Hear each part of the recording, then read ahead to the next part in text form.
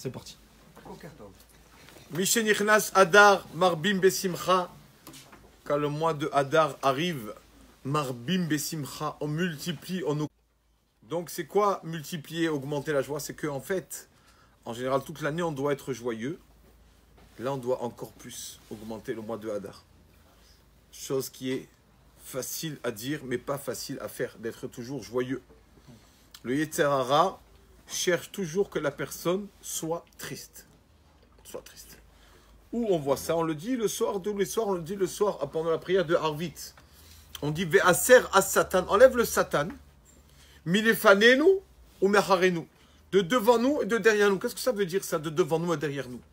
Le Satan, il vient devant, ça veut dire quoi devant? Et avant qu'on fasse une faute, Satan, il vient et dit, allez, vas-y, fais ça, trébuche, fais, c'est pas grave, t'as pas attendu 6 heures la viande, c'est pas grave, Kratchima, tu fais pas. Et avant de faire la faute, le Satan est là pour nous faire trébucher. Et après avoir fait la faute, qu'est-ce qu'il nous dit le Satan? Tu es vraiment bidon. Tu n'es même pas un homme, tu as vu? Tu n'es même pas arrivé, tu ne vaux rien. Il nous met la tristesse, le Satan.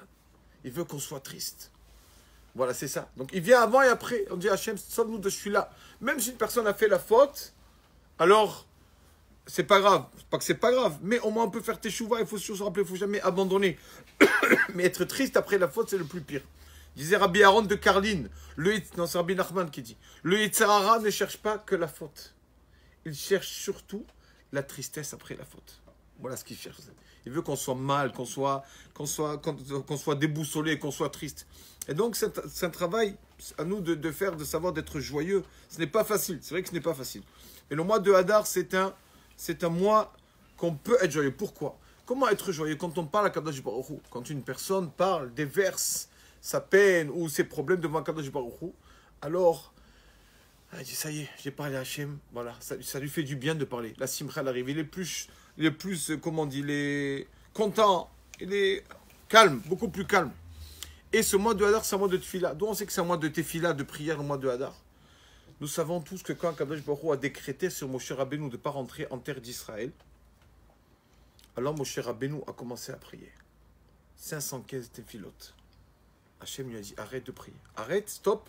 Parce que si tu continues encore une, je suis obligé de te laisser rentrer. Tellement la tefila est forte. Alors Hachem lui a dit, arrête, ça suffit, arrête de prier. Il n'a pas dit, tu peux continuer à prier jusqu'à demain, je ne t'écouterai pas. Non. Il a dit, ça y est, stop. S'il te plaît, Moshe, stop.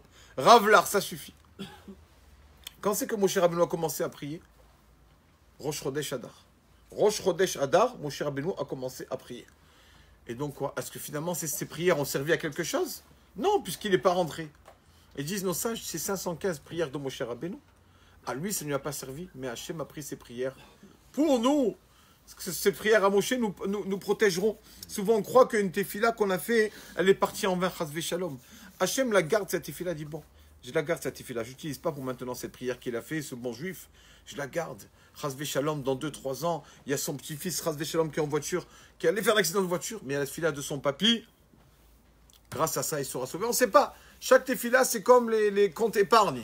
Comme les comptes épargne. Mais bah, au Hachem, il n'y a pas là-bas des intérêts qui nous prennent. Rien du tout. C'est tout bénéfice. Hachem nous fait des tefila, tout bénéfice. Mais le Rav Shach, c'est connu. Narshon Waxman, quand on a prié pour ce soldat-là qu'on a, comment dire, Khatafno, le soldat qu'ils ont capturé, enlevé. Et donc, ils ont tous prié au Kotel vendredi soir pour l'opération.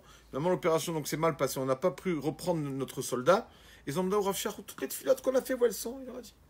On a un compte épargne, on a besoin d'être filotes. D'accord, on a besoin tout au long de la vie, on a besoin des choses qu'on arrive dans la situation.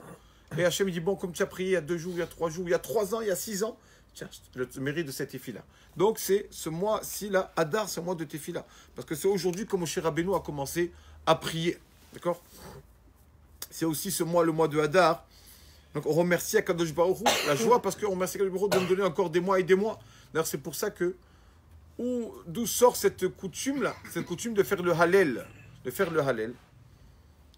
à Rosh Chodesh. C'est le dernier psaume de Tehillim. Le dernier psaume de Tehillim, qu'est-ce qu'on dit? Alléluia.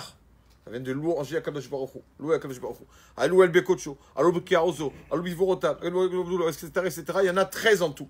Il y a 12, un pour chaque mois, et le 13e pour le mois qu'on ajoute le 2e mois de Hadar. D'accord? Donc c'est pour ça, il faut le remercier, louange Akadosh Baruch Hu. Alors que d'habitude, sur une coutume, on ne fait pas de prière.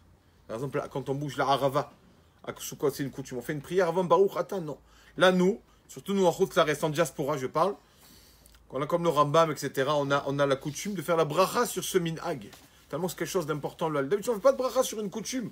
Mais comme coutume de dire l'Hallel, on fait la bracha, nous, en diaspora, pour montrer à Kadosh Baruch Hu comment, pour le remercier. On a 2 mois de Hadar parce que, d'ailleurs, on le voit, dans tous les signes zodiaques, il n'y a qu'un signe qui est au pluriel. C'est lequel? Dagim, poisson. Poisson. Parce que le mois de Hadar, c'est le mois le signe zodiaque de Hadar, c'est poisson. Quel rapport avec les poissons? C'est le mois de Yosef Hatzadik. Il y avait 12 tribus. Yosef Hatzadik. D'accord, c'était une tribu qui s'est séparée en deux, ses 2 enfants. Ephraim ou Menaché. Yosef avait 2 enfants, chaque enfant c'était une tribu. Donc, c'est pour ça que le mois de Hadar, des fois on fait 2 Hadar. Parce que ça appartient à la tribu de Yosef, il avait 2 tribus, Ephraim ou Menaché. D'accord, les poissons. On aime tous les poissons. Ah, le mauvais œil, etc. D'accord, tout le monde aime ça. Mais c'est quoi surtout le poisson? Le poisson, il y a plusieurs explications. C'est-à-dire qu'on sait que Yosef Hatzadik, c'est marqué que, comment on dit qu'on veut protéger quelqu'un du mauvais œil? Ben Porat Yosef, Ben Porat Ale Ayin. Yosef Hatzadik, Ole Ayin. Il était au-dessus de l'œil. On ne pouvait pas lui mettre le mauvais œil.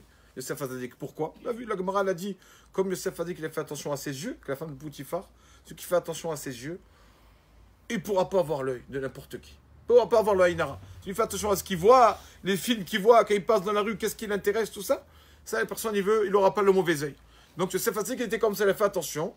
Comme il n'a pas voulu profiter de quelque chose qui ne lui appartient pas, la Gemara a dit, la femme de Poutifar, alors aussi, personne ne peut profiter des biens de Yosef.